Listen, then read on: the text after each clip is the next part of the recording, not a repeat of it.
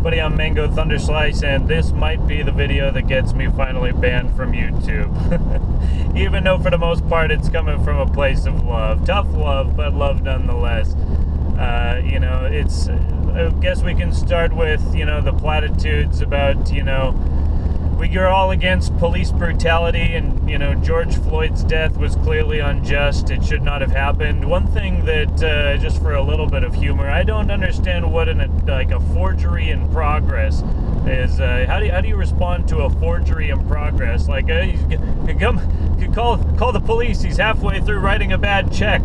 And, like, what is responding in the middle of a forgery? That was just strange to me in the police's, statement that basically they were responding to a forgery in progress. But, beyond that, everything's gone crazy, right? It's no longer about George Floyd, right? People don't care about his death. They might as well be celebrating his death. When you lead to more violence and more death and more, martial law and crackdowns from the law enforcement, and you lose all of the empathy from, people like myself for the situation, right? When you start just setting fire to your own cities, and yes, I get it, people are angry. That's not like I have anger too. Maybe I'm just a little bit better at controlling it, but because I have anger, that's not an excuse if I were to just burn down the house that I live in, right? You're still an idiot who acted in an animalistic manner if that is your reaction. And, of course, yes, there's the people who are just protesting, and, I don't really have many negative words for them. I am getting really sick of all the white liberal women. I have no problem with black people. I don't, I choose to associate more with, Celtic types who can have, fast-paced, high-level English conversations. But, that's just my prerogative. I have no problem interacting with people. I've, had friends who are Hispanic. I haven't really had too many black friends, but I've interacted positively with, most of the black people I've encountered. I've also been mugged, robbed, and, burglarized by black people. So, I have to take all these things into account when I deal with people. But one thing that I think is interesting is just some scientists, academics did a study of how liberals talk to black people and minorities, POCs, people of color, and how conservatives do. And they basically just kind of analyze linguistic intonations compared to people's political leaning. And one thing that they found is that conservatives talk to black people and other minorities basically the same as they talk to anyone. It's their regular speech. Whereas liberals actually they drop their reading level a little bit. They talk as if they're talking to children, right? So to them, minorities are children that they are helping and take care of, right? All these single, or otherwise childless women who basically are, have destroyed all the relationships with their own family members who aren't in the cult, right? The Matrix program. And, now take it upon themselves to care for all the poor oppressed people in the world, whether or not they need or want it. Because again, it's not like this is all an organic outcry from, the black community if such a monolith really existed. But, it is egged on by the media, right? CNN and the rest of the mainstream media outlets are as responsible for, all of this as anyone, right? More so than the police officer who killed George Floyd. And it almost seemed like they were really leading up to it and ramping it up with the Ahmaud Arbery thing, which happened back in February, right? And then there's been a few others that I can't remember the names, but it's like, and some of them had happened months previous. It's like they realize that the corona shtick is fading out and people are, losing faith in the medical, authorities and their new priestcraft and their priests in white robes. And it's just very interesting how they basically just switched it like that. And, it's the magnifying glass effect, the microscope effect. These things, unfortunately, happen. They're not super common, at least not as much as they used to be. But when you magnify it and you put the microscope on it and you amplify it out to the rest of the country and the rest of the world, well, then, you get the outsized response to it. And, per police encounter, you're more likely to be killed by a police officer as a white person than as a person of color. That is a fact. it's also a fact that the explanation of that is that basically black people interact with the police a lot more. So, and they're also committing more crimes statistically, avoiding the dangerous discussion of, why some racial groups seem to be more prone to criminal activities than others, right? Observe the Japanese after the tsunami, for one end of the spectrum, and, basically the entire African continent in a, relative peacetime even, on the other end of the spectrum, right? China's trying to come and like civilize and colonize Africa now, and, it's, they basically have to build fortress-like structures when they come in, because there's inevitable just terroristic activity and criminal activity right outside the front gate of the headquarters. So why is it that basically some groups build up civilizations and others break them down? I don't really know. It's it's an open question. I think that we have different soul paths on this planet, and our shared history, right? I finished watching the show, at least up through the current season of The Last Kingdom, and when you see how much after the Viking invasions and basically all this warfare that all these white people of different kinds fought and bled and struggled and died over and over and over again for these little patches of island soil, in otherwise lackluster weather, but it you start to see that we have this ingrained biological memory. And some people, I'm not afraid to say at this point that I am very grateful to live in a mostly homogenous county of California. It's totally, while the rest of the country and the cities were burning, we were watching the sunset. And, maybe there's always sirens of some kind, people have heart attacks and stuff. But, otherwise nondescript evening. And, I understand the rage. Again, if it were my child, if it were someone close to me that was killed by the police, I would seek justice until I had it, with or without the legal system. If you actually just play your cards right, you can get massive amounts of justice against the system. It is possible. But when you just basically go and you act like an animal, again, this isn't about black people, it's about all kinds of people. There's plenty of little white Antifa, fruitcakes, they're acting like animals too. They're not using the brains that God gave them. They're using basically just animalistic instincts and envy, and here, I'll pick up a brick and, do the same thing that any other animal can do, and just wail around and throw shit, right? So it's just infuriating, all of the liberal white women thinking that this is just a matter of, people and their conception of duality, man, and not accepting the otherness of the other. It's like, Jesus Christ, people are in these little la-la land bubbles. They have no idea what is actually going on, and they accept the media narratives without question. And it is very disturbing. It continues to grow more disturbing, and this is the mitosis of worlds, right? To clarify that term, I don't know if people understand what mitosis is. Maybe not everybody's taken biology. But when a cell divides from one cell into two cell, right, it starts to split up like this, and it pulls itself apart. And at first, it's just like an oblong, oval type shape. But then it starts to pinch at the middle, and it starts to divide, and it starts to separate into two different, cells entirely. And, the organizing structure of each side then appears.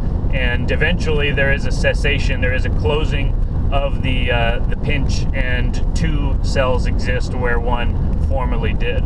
And that is what's happening in a 5 to 7 dimensional, depending on your perspective, view of things, a higher dimensional perspective, that the kingdom of God is being created. The people who are ready to live in the image of the Creator in peace and freedom with one another are coming together and showing themselves. And the people who are basically chaining themselves to the deck of the Titanic and committed to fifth world, committed to materialist Piscean age, right, and just going down, with the satanic ship and the insane inbred cackling crew, everybody's made their choice at a certain point. And at this point for me, this is definitely later anaphase, right? The pinch is getting very deep, and eventually I believe within the next 10 years, the worlds will separate, and we will see one world that is free and peaceful and evolving on a daily basis, on an hourly basis, in possession of free energy and in tune with the cosmos and the planet, utilizing biology as well as electric, forces to basically create a super civilization, right? The Type 1 spacefaring civilization, and how interesting is it that there's this whole rocket launch with Elon Musk and SpaceX and whatnot going up to the International Space Station. And all of that is mostly a cover for the technology that they already have in the secret space program. It's not aliens, it's humans, and where it came from, that's a good question. We'll save that for another video, but in any case, mankind has had possession of basically anti-gravity, if you will, technology. Electrogravitics is more accurate because gravity itself is an electric phenomenon. This is the grand conspiracy that is behind all of them and why they need to keep us, more importantly, distracted than divided at a certain point. Even if we're united, but we're all focusing on the wrong thing, that doesn't make anything better as far as, this grander timeline is concerned. Because when we unlock the secret of the nature of the cosmos and the nature of energy, then, first of all, you can't control people. This system of subjugation that does exist through the banking system and through the World Bank and the International Monetary Fund. All of these things are sustained by a finite energy paradigm, and basically people competing, willing to sell out their brothers and sisters for the sake of outsized gains, because otherwise life kind of sucks at a certain point because we are being artificially deprived. That is true. Again, beyond the races, we are all being deprived of the technology that should be our birthright, because, it was supposed to be our birthright. It was supposed to be a gift from the greatest mind that this century or last century, ever produced. Actually, I guess it was the century before that. Anyway, the man's name is Nikola Tesla. And of course, he had lots of help to realize those dreams, right? Charles Proteus Steinmetz, Oliver Heaviside, and, Marconi and the rest. And this whole world, again, we're resting on the laurels of these men that lived and died decades and decades ago. And because we've turned into a fawning bunch of televised society that, can't handle any hard words because it's too offensive. Right? It's all inevitable and by design, because again, it's so obvious at a certain point that they really have to dumb the population down so that they can't see it. And so that's worked very well in some quarters more than others. It's also why, people will make fun of me for, doing the Orgonite thing, but I still to this day absolutely attribute a major part of my success energetically and physically to Orgonite. And I think that one of the reasons Sacramento, for example, has had, less, riots and protests, and even the 5G implementation has basically stopped to a crawl. And, it's because of the Orgone presence here, the field that I have helped establish, because again, we've already set up all this electrical infrastructure. It's already creating its own field, and it's like a circuit that's leaking energy, and it's either, eventually it will either short out or it will just operate at a very suboptimal performance and, basically be leaking energy. It's not harmonic with the planet. It's not harmonic with biological systems. We are all being baked on a DNA cellular level by these electromagnetic fields. And some, are just more dense of vibration than others. They don't notice it. But the very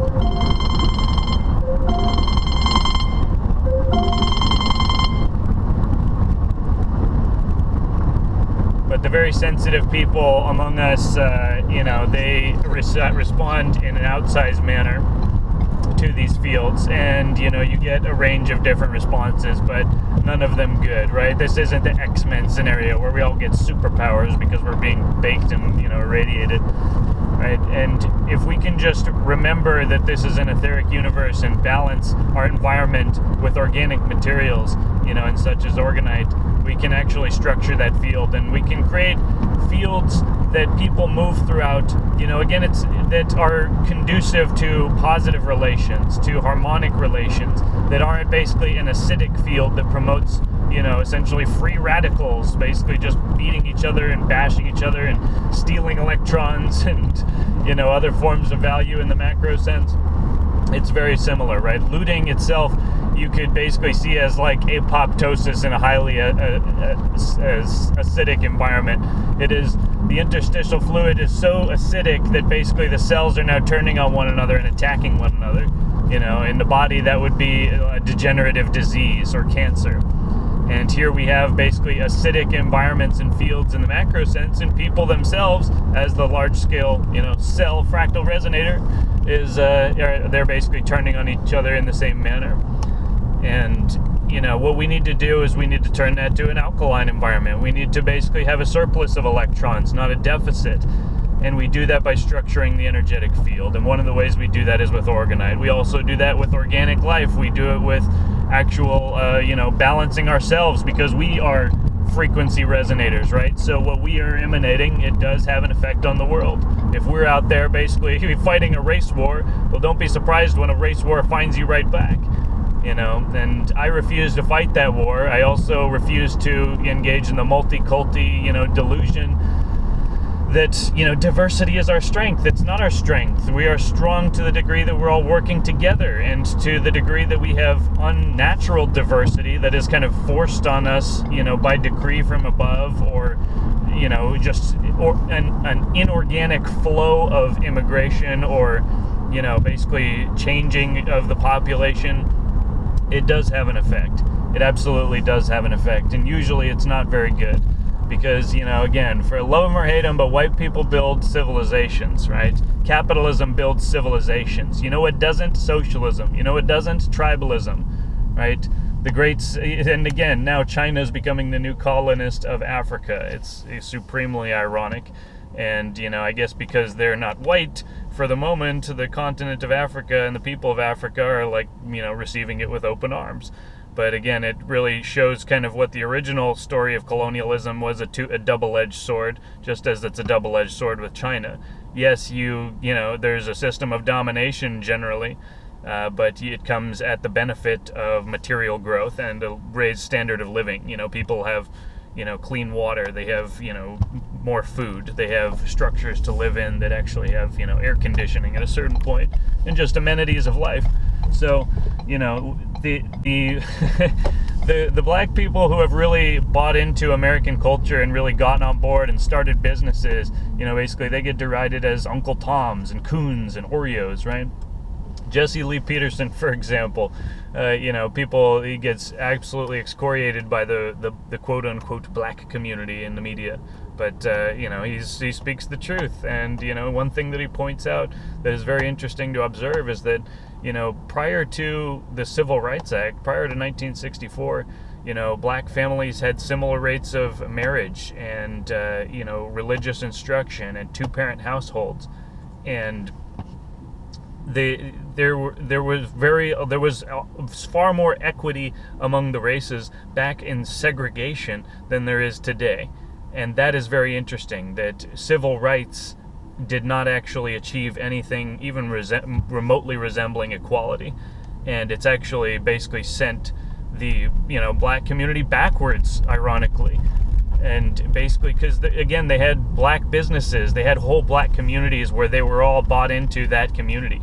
And then we're like, oh, well, that's racist, so let's just release the floodgate and open everything up and mix everything together. And it's, it basically had the effect of now, only white people own the businesses because, well, it's, just kind of, that's how capitalism works, is that the more efficiently run business, survives, and those that are less efficient don't, right? So the businesses that were formerly owned by black people eventually went out of business in large part, and, and then they're all, as the Marxists would say, wage slaves to white men, right?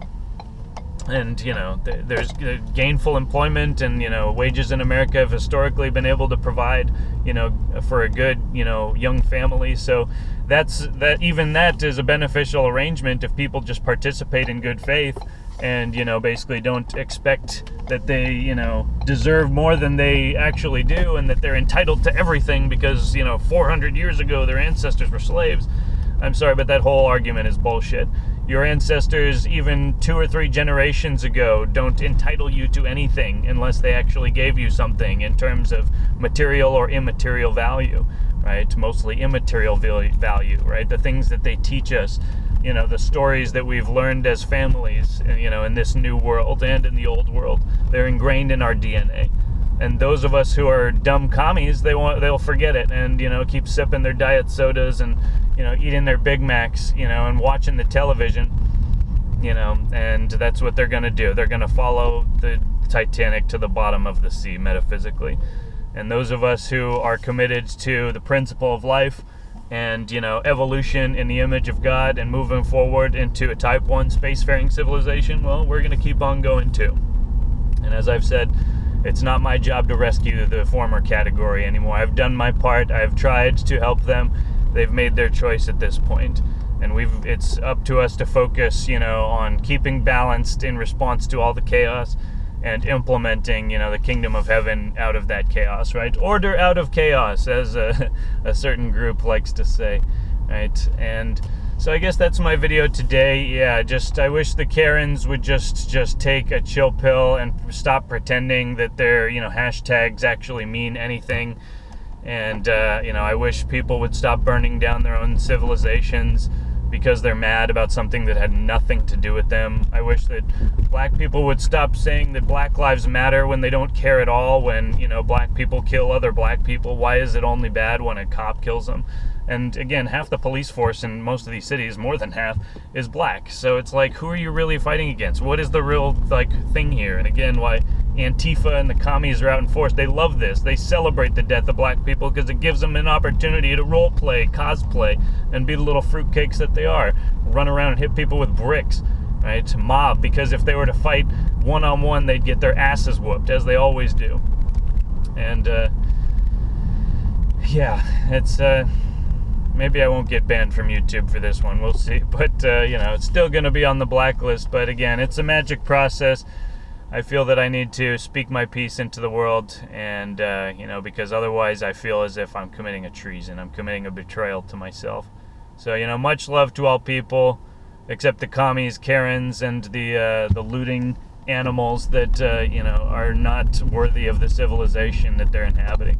I'm not saying that there's anything violent that should be done to them. I'm saying that this is a civilization that requires moral actors in order to be sustained. And if people don't want to play into that, and they want to say, I'm institutionalized, right? I can't ever be reformed because slaves, I'm sorry, but you're literally signing up voluntarily. You're begging to just be a permanent underclass. You're begging to be George Orwell's proles, just from 1984, that actually have a greater freedom of movement than, the citizens of the imperial program, but it comes at the cost of everything else. You live in poverty, mental and physical, and maybe you'll even get your check from the government, and in the future it'll be a universal basic income, just paid to breathe. But it's not going to do anybody, their body or their soul, a lick of good. But, we'll see what happens. Anyway, much love to you guys, and I'll see you next time. Cheers.